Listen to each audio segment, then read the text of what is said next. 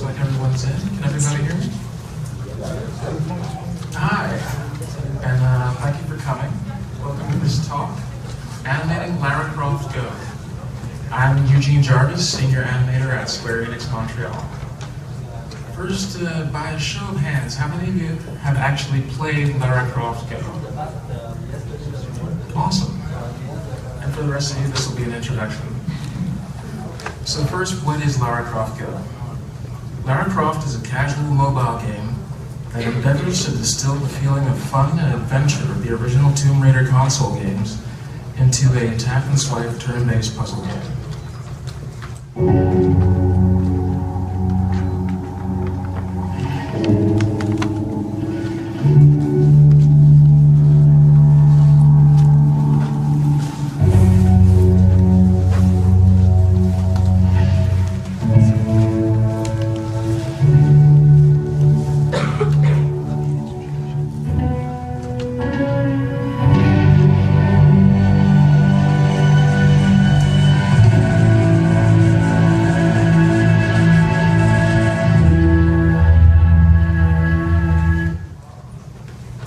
So first, a little bit about me. That is me back in 1996. Buying my first car, I still had my fro from university and my SIGGRAPH 1996 fanny pack. Starting my first job at Interplay Productions in Irvine, California. In the 20 years since then, I've worked at a few different studios.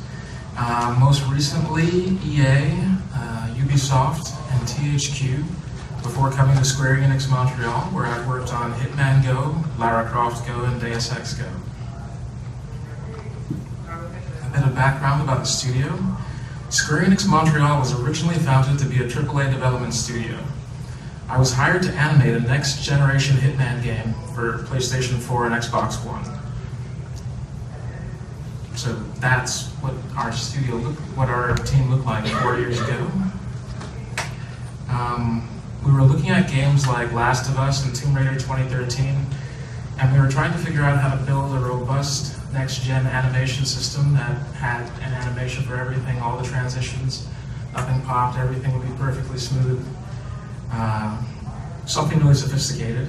And then Square Enix decided that they needed a Western premium mobile studio. I wouldn't call it a mass exodus, but a few people left from just about every department.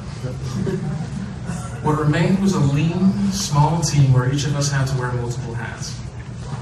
I decided to stay because Square Enix Montreal was human-sized. I could actually get to know everyone at the studio.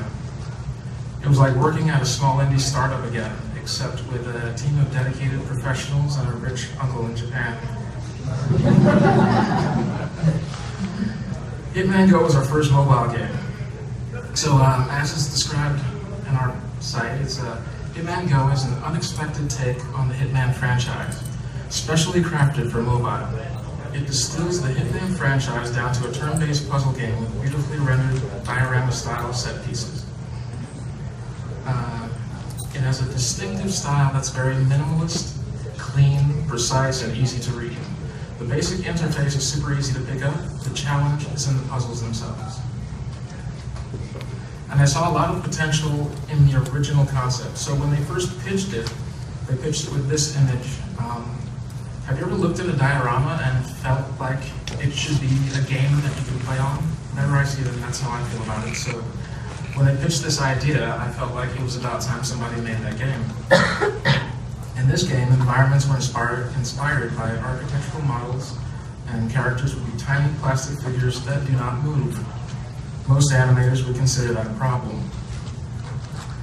But when I first started in games in '96, a character artist was expected to do everything from, well, you're even expected to do environment art, but I mean, when you're doing character, you would do everything from the concept art to the model, the rig, the texture, animation, and everything. So this took me back to my old skill set and got me modeling again, which was something that I actually kind of enjoyed. However, as an animator, my task went from this to this. Going from sophisticated 30-bone skeletons to 2-bone chess pieces is not something most animators would consider good for their careers. But I was confident that the studio would need me to animate again sooner or later. Following the success of Hitman Go, we were asked to see what we could do with Tomb Raider. This was the first concept painting our art director did for Tomb Raider Go. Our first idea was to just take Lara Croft and put her on a diorama setting, just like we did with Hitman Go. The big difference initially would be verticality. Hitman Go puzzles were on 2D flat dimensional planes. Lara Croft Go would add third dimension of height and vertical surfaces up to the puzzle design. So I down-res the 2013 Lara and put her on a biped skeleton. And our technical artist took that Lara and put her in, made different figurine pose figures, and did a mock-up of gameplay. What he found was that in order to communicate vertical platforming Tomb Raider style gameplay, he had to use so many poses that it started to look like stop motion animation anyway. We started to get the feeling we might actually need animation. So we had to go back to the drawing board. At this point, we had to step back and rethink the whole project. What we really focused on was we decided to make something even more minimalist and clean than Hitman Go, something more modern. This would make, and with a minimalist aesthetic like these artists, we would make the game easier to understand on a small screen, and it fits well. It would resemble the low-poly art style of the original games, which was a technical limitation for them. Hitman Go was meant, Lara Croft Go was meant to be approachable, colorful and fun Tomb Raider game that would welcome experienced Tomb Raider fans as well as people who have never played a video game. And the big difference from Hitman Go would continue to be verticality. The challenge would be how to handle turn-based vertical gameplay and make it feel dynamic and acrobatic like a Tomb Raider game. So from here, the talk has two main parts. Character modeling and character animation. So how we address the character models, I want to do that first before getting into how we made animation feel dynamic in a turn-based puzzle game. So, character models. First we had to start with Lara. But the question is, which Lara? Tomb Raider and Lara Croft are actually two separate brands. Tomb Raider is the new Lara Croft, the new, more credible, gritty, realistic, more human and identifiable Lara. And Lara Croft is the good old Lara who blasted her way through priceless archaeological discoveries and endangered animals with a pair of 45s just for fun.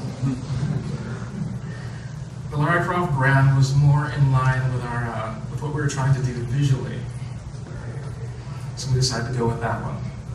So we decided to do a fresh, modern take on an homage to the original Tomb Raider game, but a fresh, modern take on it. So from that point on, the project went from being referred to as Tomb Raider Go to Lara Croft Go. And as you can imagine, I would probably be needing to do some animations from here.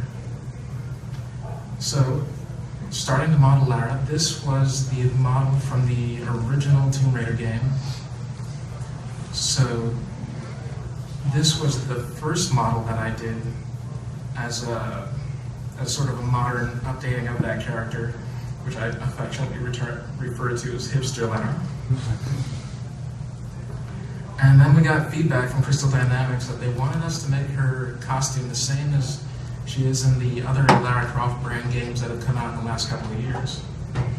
You can see that in this version, we were still pushing the minimalism pretty far, so she doesn't even have eyes. So we decided to add a little more detail. We experimented with different hair and eyes to make sure they would read well from game height. And that brought us to our final Lara model. So that's the Lara that's in the game. And as far as texturing, we just had a color swatch, just a grid of colors. This was used for all the animated, this one texture page was used for all the animated characters in the game. I just picked a color for skin and stuffed all the birds on that square, picked a color for pants and put all the birds for pants on that square. It kept it really simple and made it very light for the device. And then for a bit of fan service, I made multiple variations based on other Square Enix games and nostalgic Lara Croft costumes from past Tomb Raider games. All on the same color swatch again. So, we couldn't just have Lara in the game. Here are the enemies from Hitman Go. We had the stationary guard, the chasing guard, and the patrolling guard. The stationary guard was this big, heavy-set fellow in a blue jacket who would just stand there unless you stepped directly in front of him.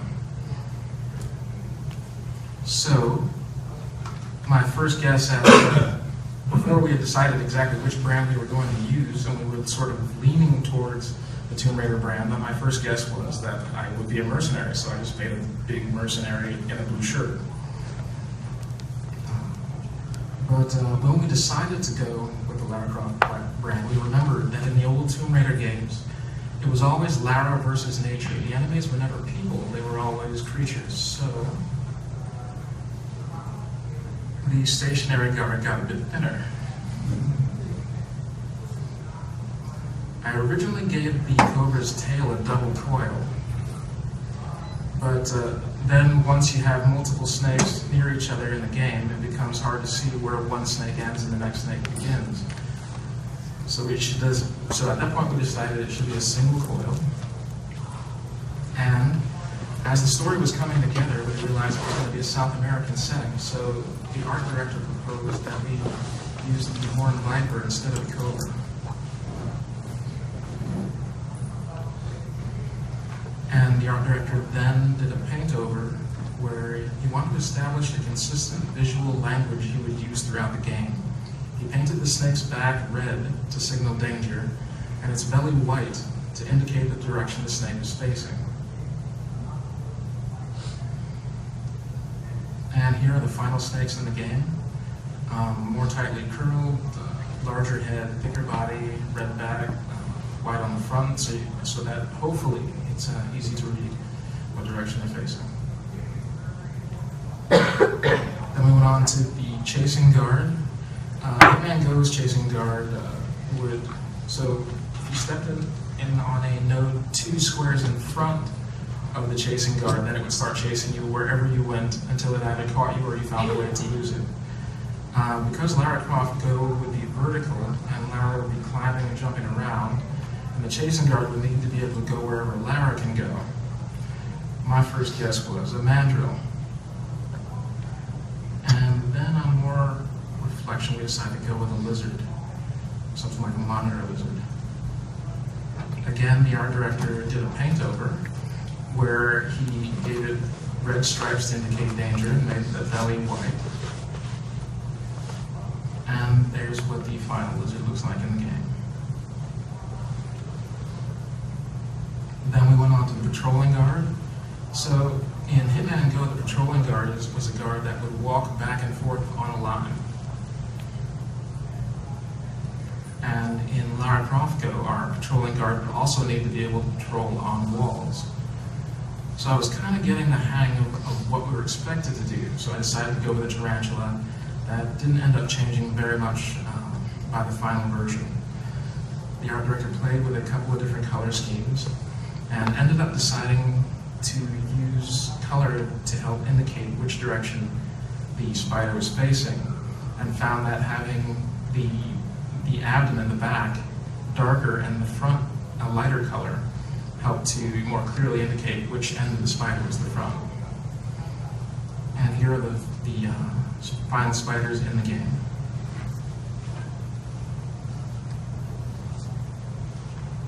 So for this next section, we're going into character animation. The process of animating Lara. I animated Lara in 3D Studio Max using Character Studio. It's the software I've been using the most over the last 10 years. Most productions that I've worked on were using it, so I'm at home with it. It's all hand key animation. We didn't use any motion capture.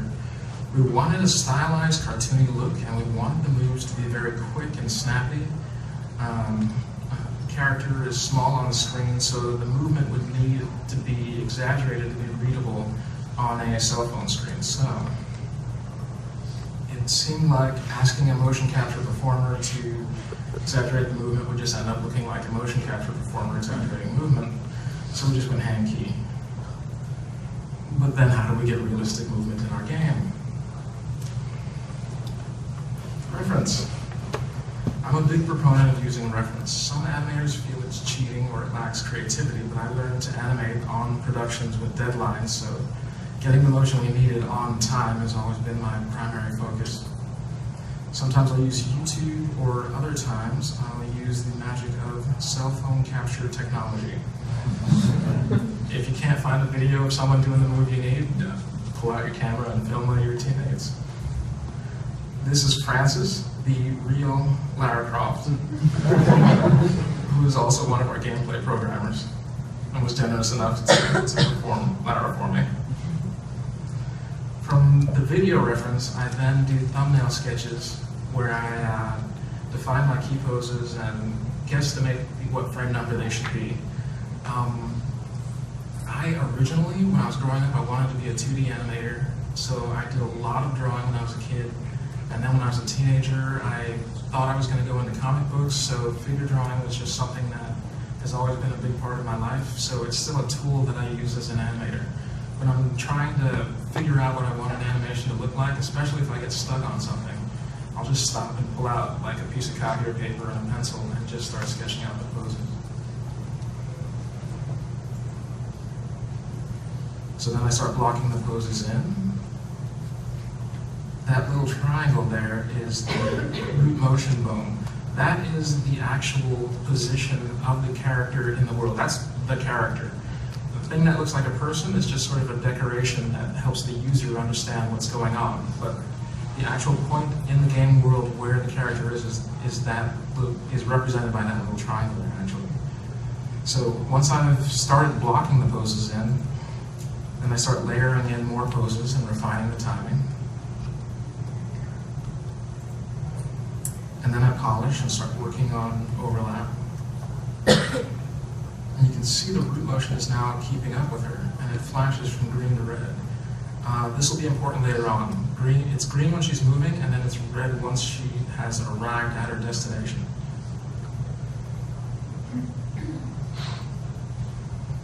And here's what the finished animation, based on the reference I took from Francis, looked like.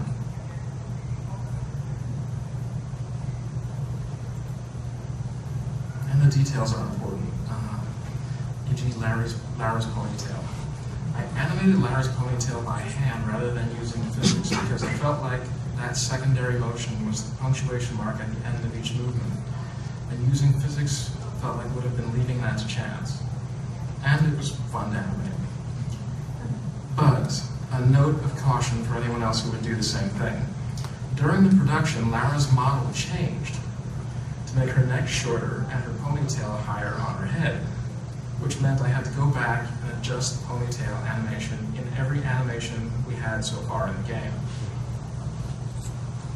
by hand. We also needed Lara to be able to pull out her pistols whenever she did an attack. If I attached them, if I parented the pistols to her hips, then when she pulled them out, they wouldn't quite have perfect contact with her hand. They would kind of swim around. And if I made them children of her hand, then whenever she was just walking around with the pistols in her holsters, they would just swim around on her side. So what I decided to do was to give her 4 pistols, 1 in each hand and 1 in each holster, and used animated scaling to scale down the ones in her hands when she's not using the pistols, and scale up the ones on her holsters. And then when she pulls out her pistols, I I just scale up the pistol that was hidden inside her hand and scale down the one that was, I should probably move to that slide while we're describing this, and just scale down the one that was the other one. And in the game, of course, I do this very fast so that you never see more than 2 pistols at one time.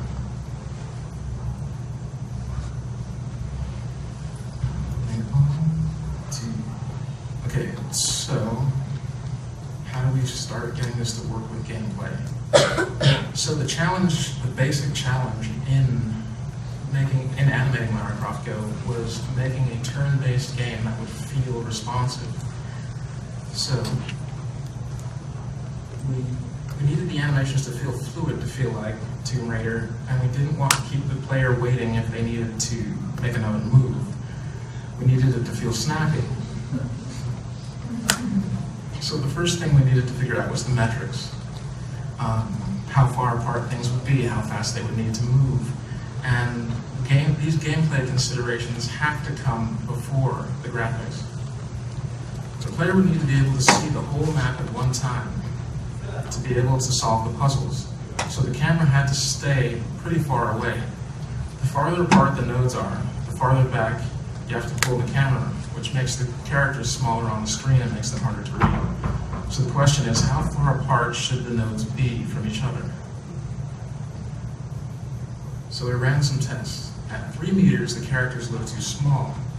So we opted for 2 meters. Having the nodes 2 meters apart allowed us to make the map smaller and bring the camera a little bit closer so you can see the characters more clearly. And along the way, we also discovered that having more than one character on a node at the same time was too busy. So we decided to make that in Lara Croft Go, unlike Hitman Go, you couldn't have 2 enemies on one node at a time. So, but making it snappy meant Lara would move 2 meters in 1/3 of a second. For the game to feel responsive, the player needed to be able to give another input quickly. We determined 1/3 of a second was the longest we could keep the player waiting without frustrating them. But how do you get a character from point A to point B smoothly in 1/3 of a second? After the conference, you can try moving 2 meters in 1/3 of a second and be standing perfectly still at your destination. The key was interruptibility.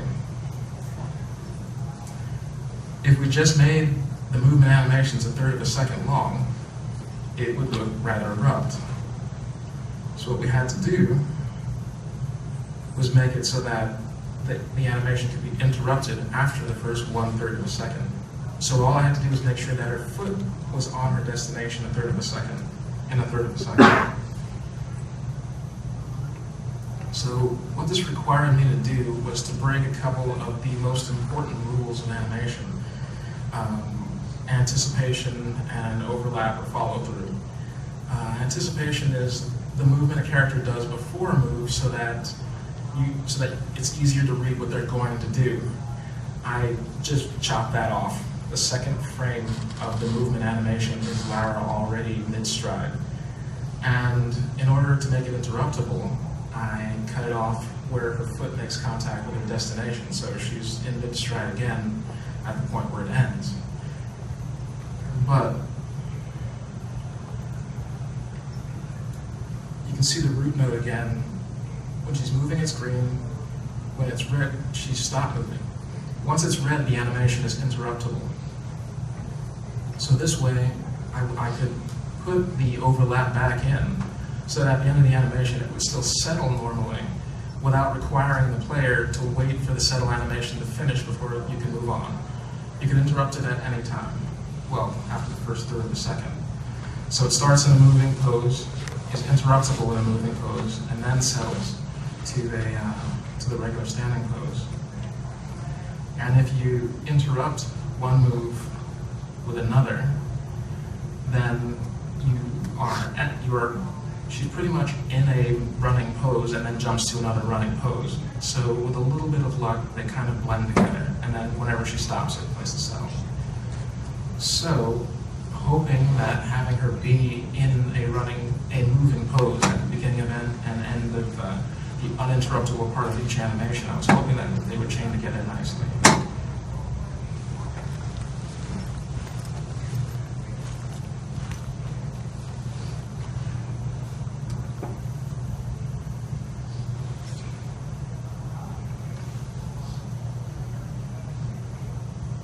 And then it became an issue of, well, then do you have to wait for the enemies? So if you had to wait for Lara for a third of a second and then wait for the enemy for a third of a second as well, it would still be a little bit tedious. So we experimented with monotone. I don't really have a slide for it, but we experimented with having Lara and the creatures move at the same time, but this made it harder for the player to read the cause and effect relationship between Lara moving and the creatures moving. So what we ended up doing is making it so that Lara moves first, and before the creature finishes its animation, it just speeds up the creature's animation.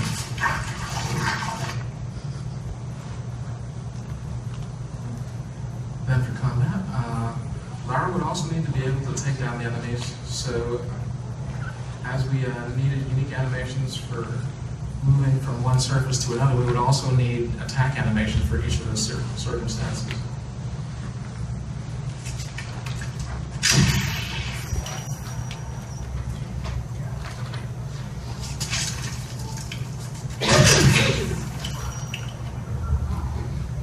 The interesting thing about this one is I'm not sure I ever actually finished this one. But people love it because it's a big, flashy, dramatic move. Things move fast and the poses are dramatic enough. They'll slip by. And there's a move that circumstance is actually pretty rare in the game, so you'll probably only see that move once in a playthrough of the entire game. And then randomization will be important. If it played the same move, the same animation every time Lara stepped forward or every time Lara was just standing there, it would be kind of robotic. So we added in things like her looking at her watch. Just little details that make everything feel a little bit more alive. And that also gave us the ability to do random variations on things like transitions from horizontal to vertical. So every now and then, she slips. This doesn't actually affect gameplay. It's the same animation in terms of the amount of time that you have to wait before she can move again, but it just makes it look a little more dangerous.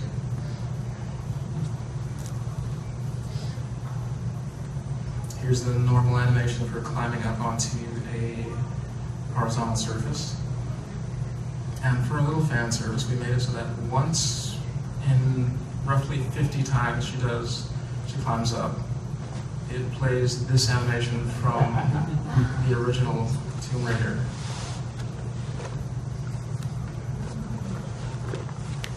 So, from Lara to creature animations.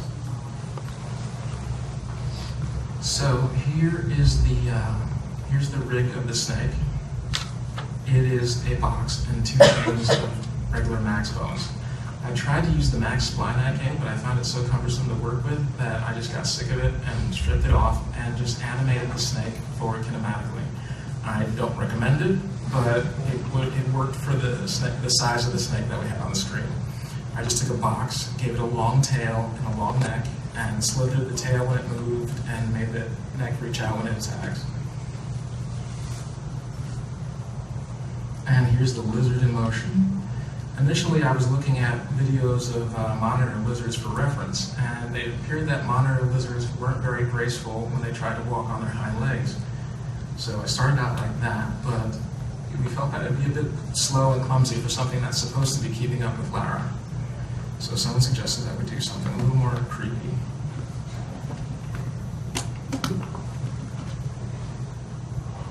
Spider was an interesting case because I did a couple of things differently in the rigs. Most of the rigs that I create are very basic. If I'm doing a humanoid character, I'll just use a Character Studio biped rig. But if I need to do anything more exotic, I'll create max bone rigs with simple IK setups, but not much fancy scripting or anything. So on the spider, we managed to make the root independent from the spider itself. So normally the character is just hard parented to their root, the object on the ground that is the real character, and wherever the root moves, the character moves. But that was kind of limiting in terms of the things we could do while we were working. So what we did is we added a couple layers in the hierarchy that parented the spider to another bone lower in the hierarchy than the root, and there was also another bone that bone was positioning and rotation constrained to, and the result was the root and the spider could be moved independently from each other without messing up each other's animations. And since the spider had 8 legs, and I didn't want to animate each joint individually, I put dummy boxes at the end of the feet and hooked up the IK such that you can position the foot and pose the leg just by animating the little green box on the foot. It's really easy to pose the legs, but the spider is almost impossible to animate if you don't use the green dummy boxes. When they were working on an expansion, someone had to do a couple of animations on the spider, and by the time I noticed and asked them if they realized all they needed to do was use the dummy boxes, they didn't want to talk about it. And the game would need a boss. My secret hope throughout the project was that I'd get to build all the characters and animate them myself, but it was a bit much work for one person to do. So I did actually have some help on the boss, the Queen of Venom. We had a modeling artist who started out from this piece of Mayan-looking architecture, which is actually a piece of architecture in the game, and gradually started experimenting with more organic shapes. Started getting kind of a dragon. Then it started to look kind of like a Chinese dragon. So the next thing we did was to go back and make it look a bit more Mayan looking. Wait, sorry. Started to look kind of like a Chinese dragon. So we went back and made it look a little more Mayan. And then we adjusted the color scheme to be more consistent with what we had done with the other creatures. Again, the red on the back to indicate danger and the white stomach.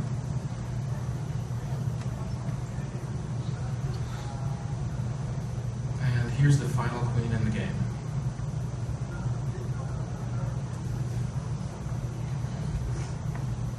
Oh, and for the queen, our technical artist actually wrote a spline IK tool for Max, so that the queen could be animated with a proper spline IK rather than kinematically, because for a character that big on screen, that wouldn't have passed.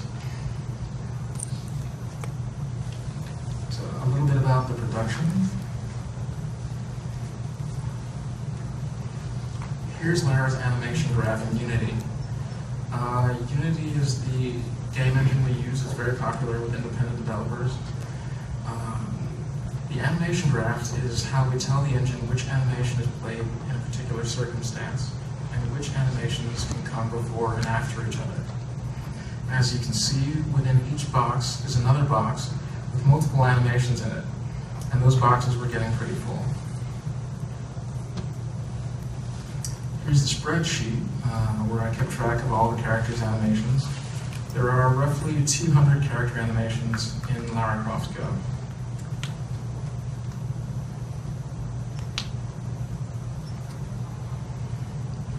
So with the number of animations getting so high, we had to disallow certain cases. So edge cases like this where she steps on a pressure plate and it would push the spider onto a boulder. We just disallowed any circumstance in any map that would have a spider have to walk on a boulder, so that we wouldn't have to do spider balancing on boulder animations. We also disallowed squishing the spider. But since there was already a level that had a spot where a spider climbs on top of a pillar, I did that one anyway. And making Lara Croft Go was a a bit of an iterative process.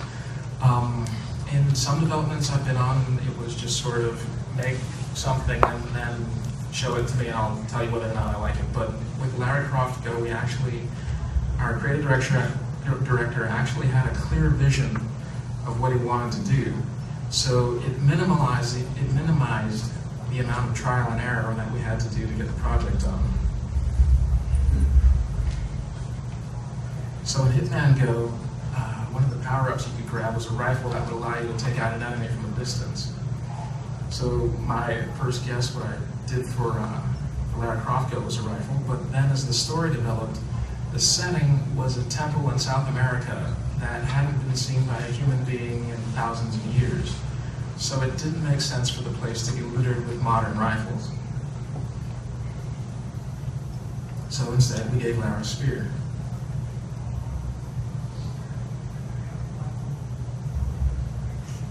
And then, we did additional Lara skins. I think I mentioned these earlier. In the final days of production on Lara Croft Go, I was just barely wrapping up the last tasks with only a manageable amount of crunch. And at the last minute, I was handed a list of alternate skins to make for Lara. I was offered help, but I felt that if someone else were to help out, if there was another artist doing them, they would feel like a different character or from a different game. So my last 2 days on the production, my last 2 days on the production were basically one 36-hour day with a 4-hour nap in the break room at night. I want to stress that I wasn't required or asked to do this. I was offered help and I turned it down because I felt I wanted them to be done a certain way. I wanted a consistent style and quality. We don't actually do a lot of crunch at Square Enix Montreal, and it's not often required.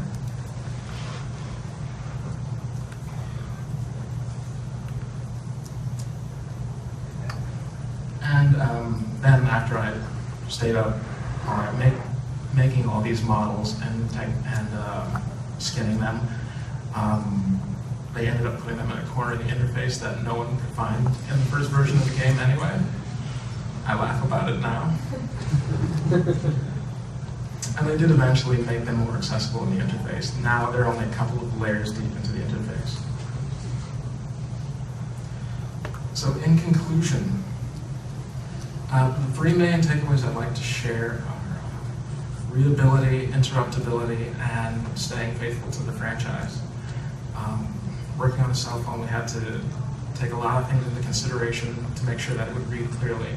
Minimalism not only helped with readability, but it also allowed us to make a lot of animations at a consistent quality, a lot of content at a consistent quality and style. Having a more minimal style to your artwork actually helps you to have more of a unique style. And it also allows you to make more content in less time. And interruptibility was the real key in terms of animation.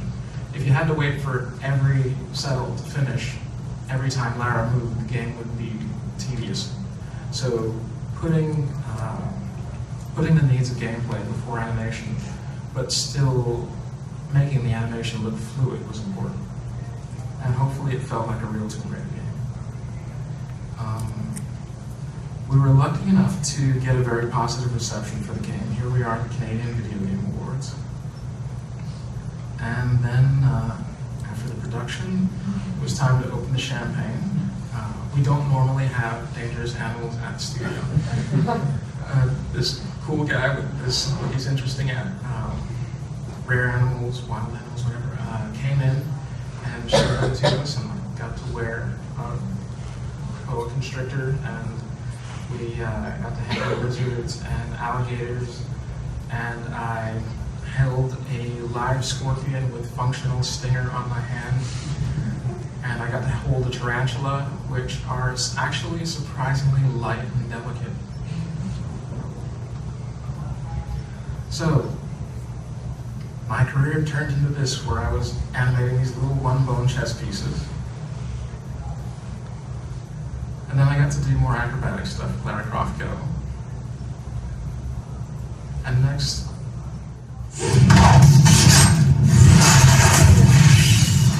I actually did get to return to doing complex takedown animations. That is about it. Thank you guys for listening.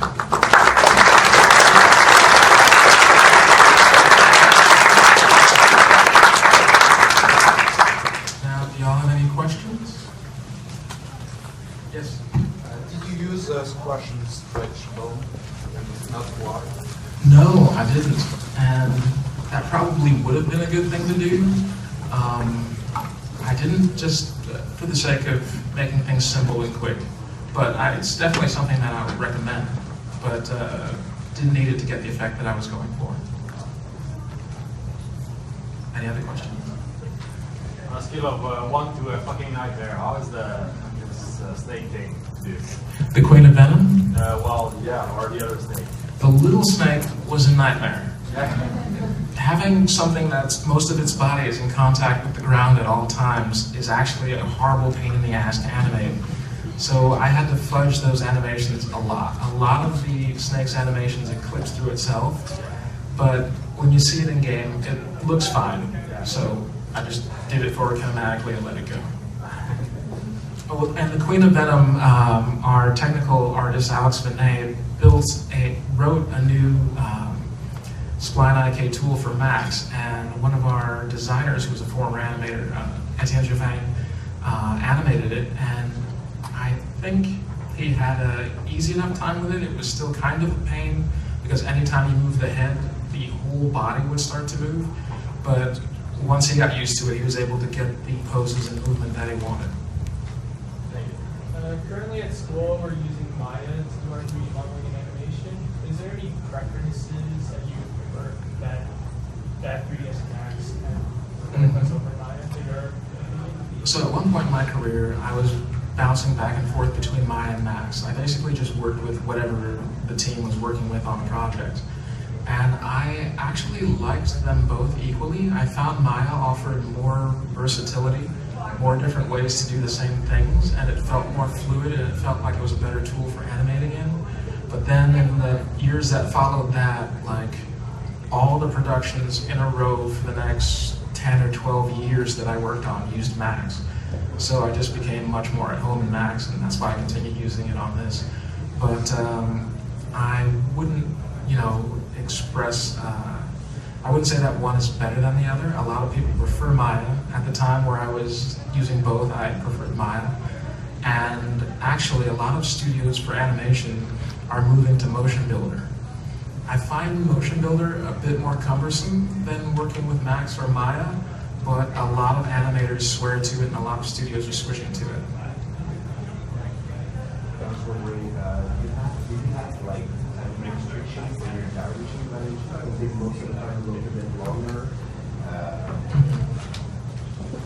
Well, with the one where she pops up onto the horizontal surface and does the handstand, that one, the amount of time that it's interruptible is longer than the normal transition from vertical to horizontal. But with the slip, since that one would happen more often and it was just something to sort of scare the player every now and then, we made that one have the same amount of time before it's interruptible as the regular hop down onto a wall. Oh, okay. Were you able to use blending so far? There was a little bit of blending used in the engine in Lara's animations here and there, but I didn't want any. I was yelling at the programmers to remove the blending. I don't want any at all. Let it pop. I'll deal with it. I'll make the poses close enough that it'll pass. But on like a AAA project, where you're going to see the character up closer, I would use blending, but I would also use more transition animations and things to bridge those gaps. Blending's a nice, yeah, it's snappier without blending. Blending kills the snappiness, and also blending it's a nice tool, but it doesn't quite do transitions the same way real people with weight and consciousness and muscle reflexes do it.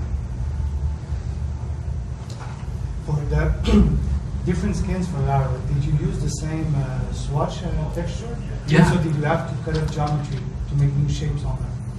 So I made new geometry, but used the same color swatch page. So all the animated creatures are just using one texture page, including all the different variations of Lara.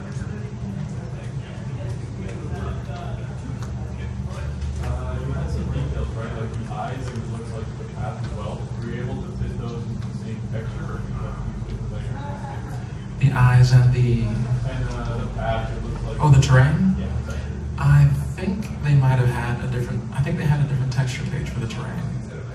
I don't remember exactly. I never worked on any of the environment or anything. I think they had another texture page for that, but everything on Lara, including the spear and all the different variations of her costumes and the creatures, was all on that one color swatch texture page. I think I saw another hand. Don't be shy. Anybody got any questions? All right.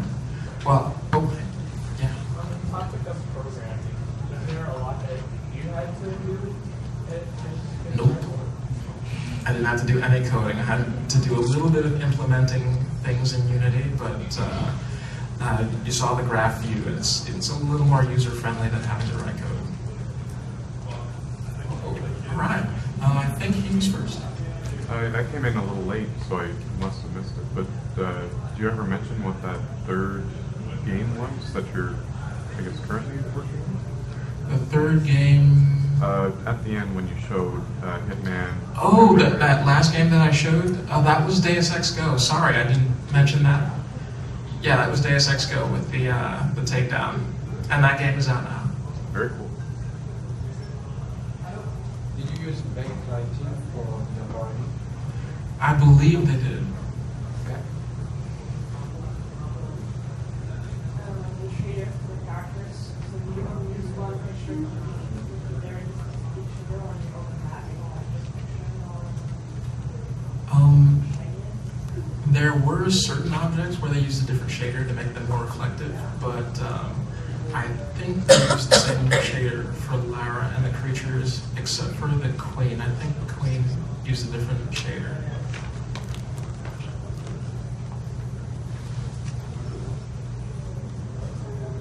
I think I saw another hand or two somewhere out there.